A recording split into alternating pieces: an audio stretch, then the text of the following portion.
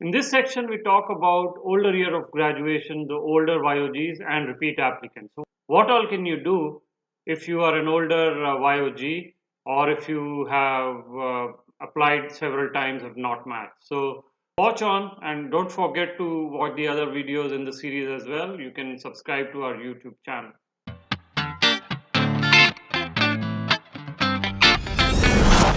Next one is Hani, and Hani was the star, one of the stars for last year. I don't know, 20, 30 interviews as a not a young graduate. So we invited him to talk about how to get 20 plus interviews if you are an older graduate. So Hani, all yours. Hi guys, my name is Hani Askars.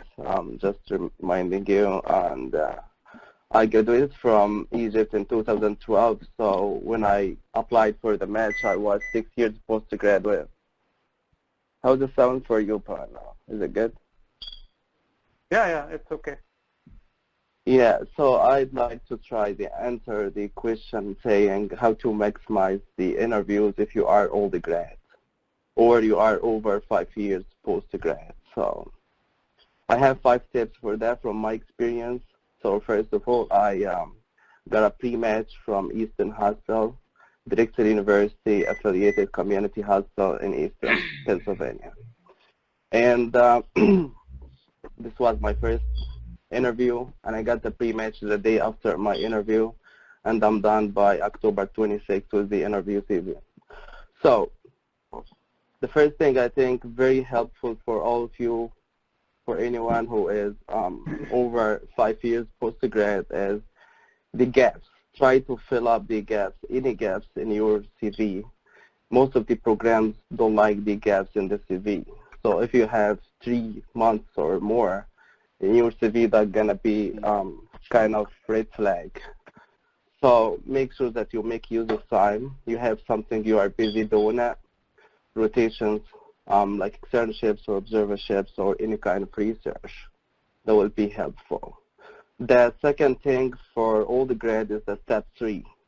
So if you do step 3 before you apply to the match, that's gonna be a very positive thing in your CV. So I did the step 3 in June, and I got the result by July 2017. And actually, the program I pre-matched and considered the step 3 as a very valuable thing in my application. So if you have a chance to do step 3, go ahead, do it. Make sure that you have the result ready before you go for the match. The third thing, every year we have a new program to get accreditation. So this program, I think, show up in the ERAS as in process. So just follow up. Once they have a number or they open up, starting receiving application, make sure that you contact these programs. So my 25 interviews that I got, 4 of them are from these new programs. So once they open, go ahead, contact them, give them a brief of your CV, your scores, and your credentials in brief, and say, I'm very interested to start my residency there if you would like to join them. Number 4 is the, so most of you are doing rotation in hospital nowadays, or you did before. So make sure that you leave a good impression, because that will help you to build a good network and stay in contact with these people after the interviews start. So during the interviews, you say, hey, I did a rotation, and I like the place, I like the teaching, I like it too much, and I'm very interested to do my residency with you. And make sure that if the attending that you work it with like you, he will recommend you to the committee for sure. That will be so helpful.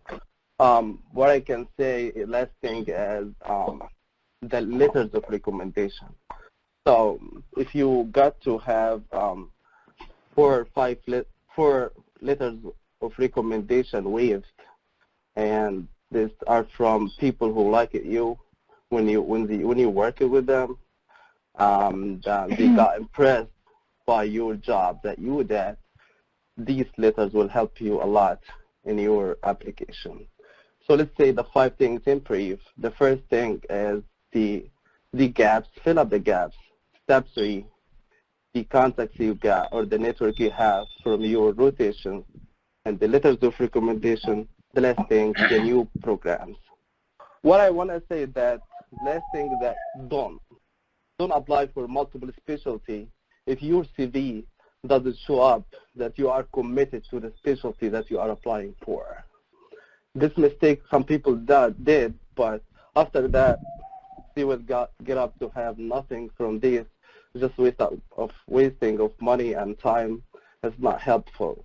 For instance, if you apply for a family medicine program and your CV doesn't show up any rotation related to the family or any research related to that, you will not have any interviews mostly. So that's what I can say related to this question, how to maximize the interviews if you are older grad.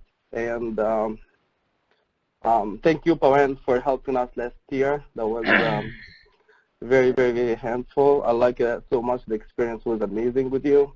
And we will go with you guys. If you have any question, I'm ready to answer and use my experience transferring anything I can do. Just contact me anytime. Thank you, Pawan. Thank you very much, Hani. I appreciate. And I know another speaker has just joined, Nandini. I invited Dr. Nandini Seher talk about what strategies repeat applicants can employ. You know, she wrote an excellent blog on letshelpimgs.com, but you know, why don't you hear from her firsthand? So Nandini, over to you. Okay, so hi, as Pawan mentioned earlier, I was one of the SARTI students last year, and my residency journey was not a very short or pleasant one. So I have quite a bit of experience with being unmatched. So if you're watching this, probably the biggest question right now is what next? You've already either applied for a match or you are planning to apply for a match, and you're probably thinking, do I do observerships? Do I do research? What kind of experiences do I need? And hopefully you've looked at the blog on there. It has a 10-step formula which most people look for, and the most important things that you need to have on your CV when you apply for a match. But since this is just a 5-minute talk, I thought that I'd just talk about 3 questions that you need to ask yourself throughout the match process on a weekly basis, daily basis, whatever. These are the 3 things that you need to have in your mind at all times. So the first one is, if you've already applied in the past, why haven't I matched already? What went wrong? What's lacking on my CV? So this is where you need to be brutally honest with yourself and make a list of every single thing that you think went wrong in your match journey. It could be your interviews went badly. It could be that you didn't contact the programs on time. It could be that your scores are bad. It could be various circumstances that are beyond your control. But what I would suggest is make this list and see what things you can change and what things you cannot change. There are certain things we can't really do anything about, so forget about those things and focus on everything that you can change. I think the best thing to do from March until September, when you actually apply for the match, is to first work on filling in all those deficiencies that you have. I think we have people talking about step 3 and all of that, but my personal opinion is that you need to fill in all the gaps that you haven't filled. For example, if you have a lot of clinical experience, please go ahead and get some research experience. If you have step 3 to do, please do it. If you have research experience like me but no clinical experience, but then go ahead and get that clinical experience. If you have moderately good letters, please try and get a very good letter, or whatever you think went wrong. If you think your interview wasn't that great, start planning for that ASAP. So these are the most important things that you need to do in the first 6 months. Once those gaps are filled, the next big question is, am I learning something new every day? You want to be in a position where you're learning new skills every single day or, regularly, and make sure you're not doing the same things all the time. People will say, I have this observership opportunity here, or I have this research opportunity there. Which one do I pick? My best bet would be to see which opportunity offers you the most learning, because if you tend to look at some people's CV, tends to have observership, I learned history and physical exam, and then the next month observership, again history and physical exam. And let's be honest, you can't really learn a lot from an observership. If it's something completely new that you haven't seen, then by all means, please go and do that.